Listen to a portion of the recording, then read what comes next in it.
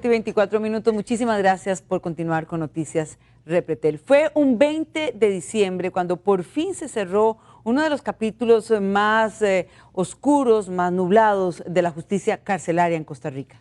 Las puertas de la Penitenciaría Central se sellaron y dio pie a un nuevo sistema carcelario. Y por eso nos acompaña Natalia García para contarnos la segunda parte de este reportaje. Así es, gracias compañeros. Es que era necesario, obligatorio, era un grito a los derechos humanos. El cierre de la PENI fue el principal y único objetivo del gobierno de Rodrigo Carazo durante 1979. Salvaguardar las vidas que, según las historias dentro de esas paredes, ya estaban más que perdidas. La situación de la Penitenciaría Central, como se le llamaba, era absolutamente insostenible, era una ofensa a los derechos humanos, era un acto de corrupción, era una escuela de delincuentes.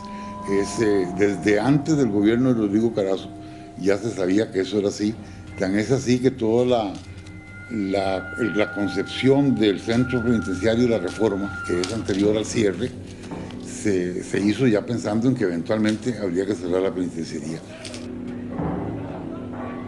En 1979 se hizo el cierre de la Penitenciaría Central. Don Johnny era el ministro de Seguridad en el gobierno del presidente Rodrigo Carazo. Bajo sus manos estaba el manejo total de la institución y desde que llegó a su cartera tenía claro que ese lugar debía desaparecer. Las condiciones eran infrahumanas, era sucio, era maloliente. Cuando la penitenciaría funcionaba como penal todavía, después de las 6 de la tarde había zonas enteras, pabellones enteros donde no entraban ni los guardas.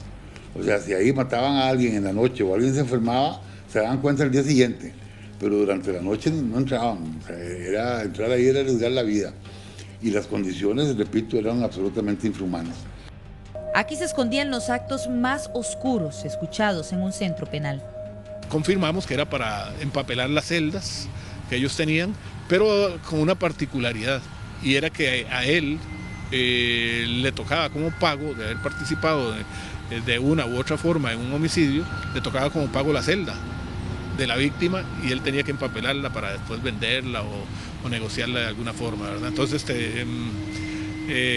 eso me impresionó demasiado. Yo le dije que eso no debía ser. La única manera de sobrevivir era ser igual que ellos, andar igual que ellos y a veces cometer injusticias uno mismo para guardar un poco de respeto, para que nadie se metiera con uno.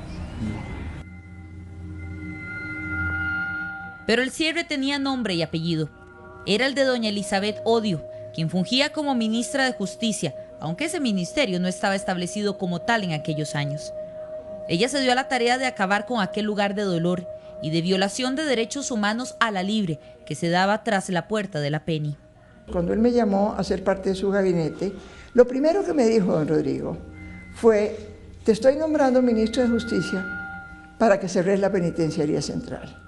La PENI es una vergüenza, la PENI es un baldón en nuestra historia.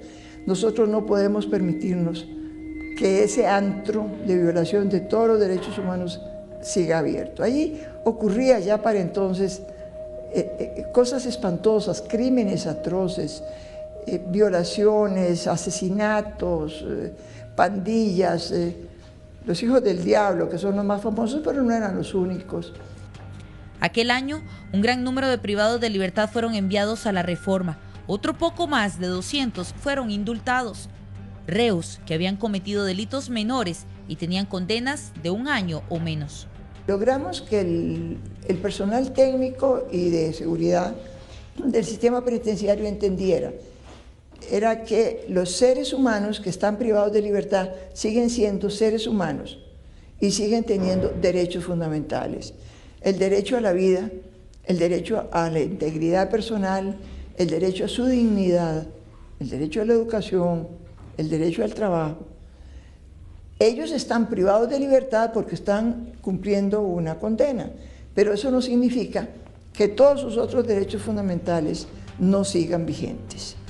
Algunos aún tras las rejas aseguran que ese lugar infrahumano en el que vivieron durante parte de su vida fue la cuna de violencia y delincuencia de los años 70.